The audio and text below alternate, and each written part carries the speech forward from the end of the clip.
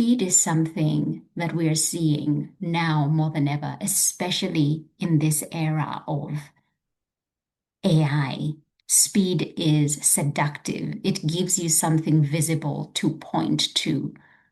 Fast progress can become performative if we're not careful. We are represented. We are represented. We are represented. Welcome to Represented, the podcast. I'm Aniki Shuru, racial equity coach for online business owners who want to be intentionally inclusive by building a business that is racially equitable. I created this podcast to normalize a conversation around racial inclusion so that fear is no longer the barrier that gets in the way of doing this work. This isn't about perfection, it's about progress. Whether you're taking your first steps or you're well-versed in the journey towards racial equity, this space is for you. So welcome home, friend. Let's get started. From coast to coast, around the globe, we are represented.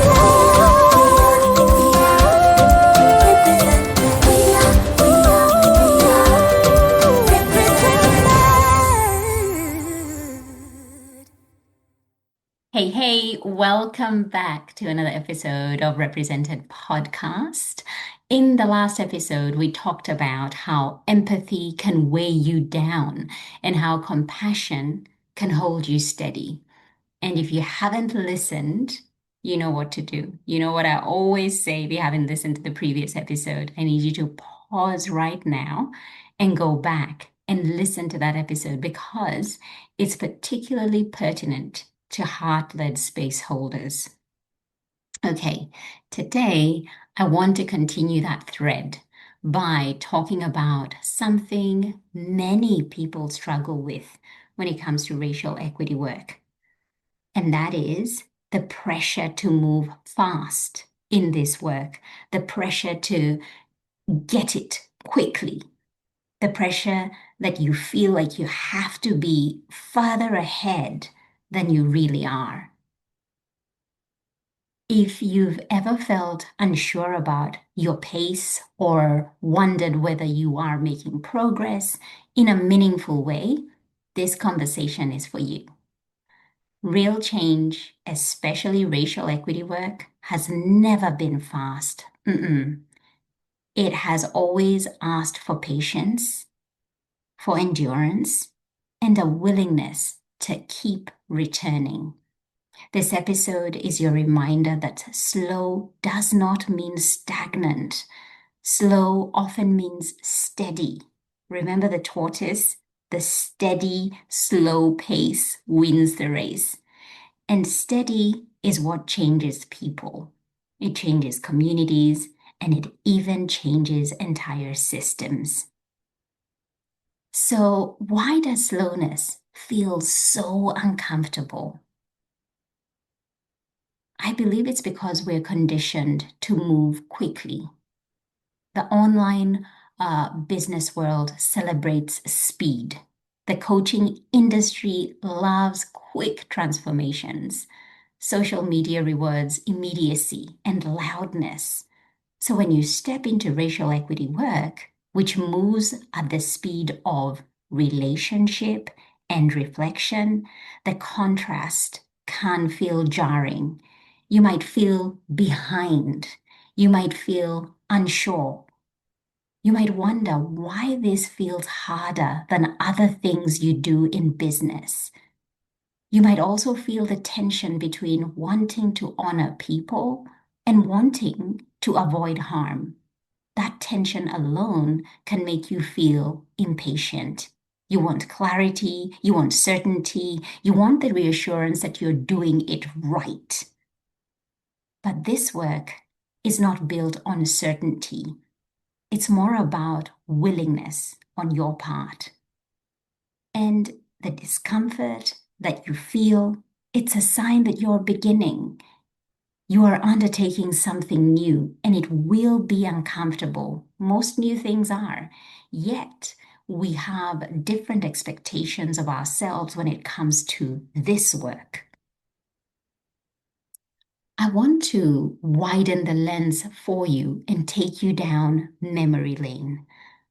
Let's look at the history of movements, ideas, and leaders who shaped our understanding of race, justice, and humanity. Let's start with W.E.B. Du Bois. He spent his life documenting the realities of racism and advocating for Black liberation. His work was definitely not fast. It was painstaking. He used research, writing, and organizing to reveal truths that many in power wished to ignore. His influence was built over decades, not moments. And then there was James Baldwin, who wrote about the emotional and spiritual toll of racism with a clarity that still speaks to us today. He talked openly about the frustration of watching society resist the very changes it desperately needed. And he understood that progress does not come in a straight line. It comes through persistence, truth-telling, and the courage to keep naming what others refuse to see. Bell Hooks taught us that love, justice, and liberation are practices we return to over and over again. She reminded us that healing from oppression requires time, community, and a willingness to confront ourselves. Her work speaks to the slow forming of a new way of being, not a quick fix. And then there was Dr. Martin Luther King Jr., Dr. King. He spoke of the long arc of the moral universe bending towards justice. He did not say it snapped quickly. He understood that structural change demands a form of endurance. It requires people who will keep showing up long after the headlines have faded. And here, in Australia, we have our own history of slow and powerful change.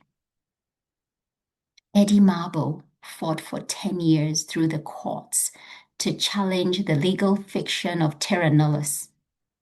10 years of persistence, 10 years of being misunderstood, dismissed, and resisted. His determination reshaped the legal foundations of this country, but none of it happened quickly. In fact, he passed away before the ruling was made. It happened through patience, courage, and an unwavering belief in what was right. Indigenous communities across Australia continue to model slow intergenerational leadership, holding culture, country, and truth through centuries of injustice. Their resistance has never been rushed. It has been steady, spiritual, and rooted. So when we understand this kind of lineage, we realize that slow work is not weak work.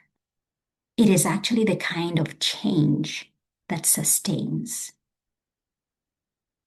Slowness requires emotional strength, and that strength is developed over time. Something we have been unpacking inside my program Represented, where participants are feeling the internal pressure to speed things up. But because this work requires us to pace ourselves, since it is lifelong and we never arrive, but instead we become, it is important that we have the stamina to stay committed. And staying committed to this work looks like offering yourself grace while you learn, choosing curiosity instead of shame, sitting with discomfort instead of shutting down. And I know it's easier said than done, but just hear me out. Allowing yourself to be wrong and choosing repair. Being patient with the parts of you that still feel unsure. And most importantly, returning to the work even when the world tries to pull you away, because it will.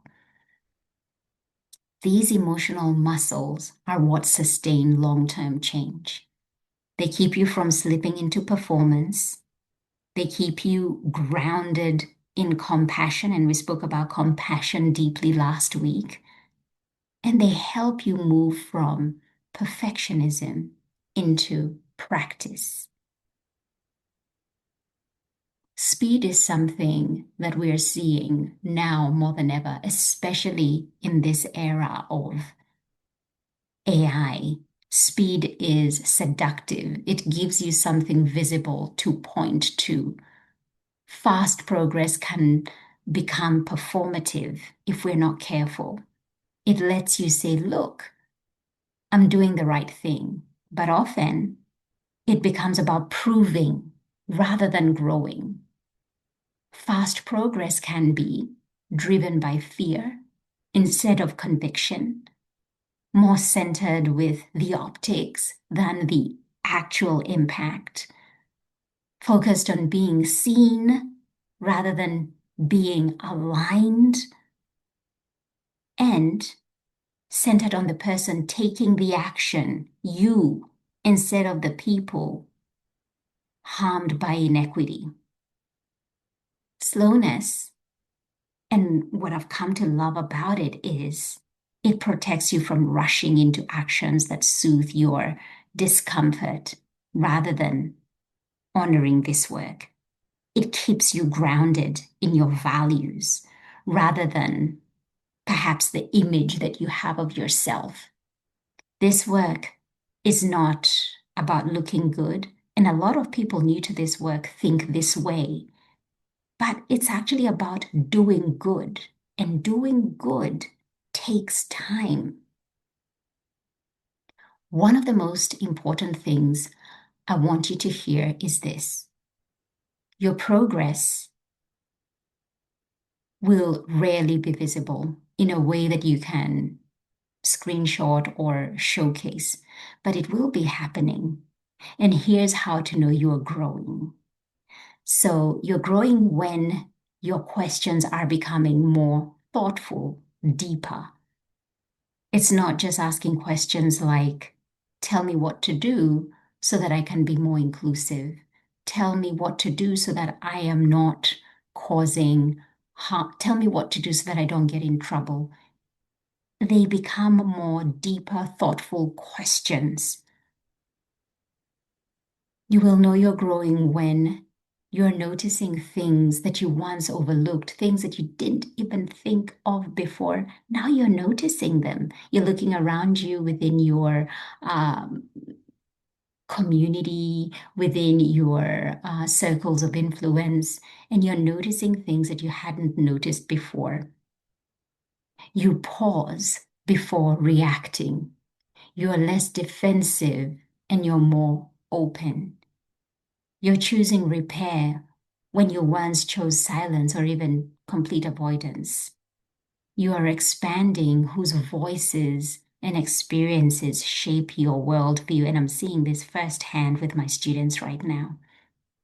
You're making decisions that center humanity and not convenience, because doing this work is inconvenient. It's taking the long route.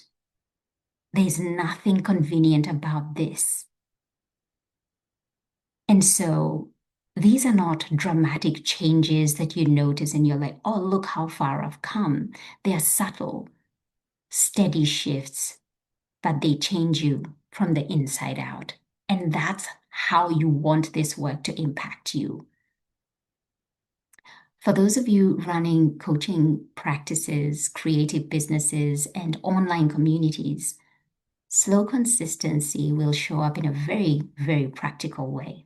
And I want to share with you some of those things, those practical ways, because this is what my students are currently doing. It might look like updating language as your understanding deepens, reviewing client touchpoints for unintentional harm, checking AI tools for bias, being conscious of representation in your visuals, asking deeper questions before launching new offers, creating channels for meaningful feedback. Are you getting feedback, or are you just creating, and serving? Revisiting your boundaries, your guidelines, and values regularly. They're not quick wins. They're long-term commitments. And that's exactly why they matter. I remember being part of a mastermind early in my coaching career. We were all at different stages of business, and I had put such unrealistic pressure on myself. I wanted to be miles ahead.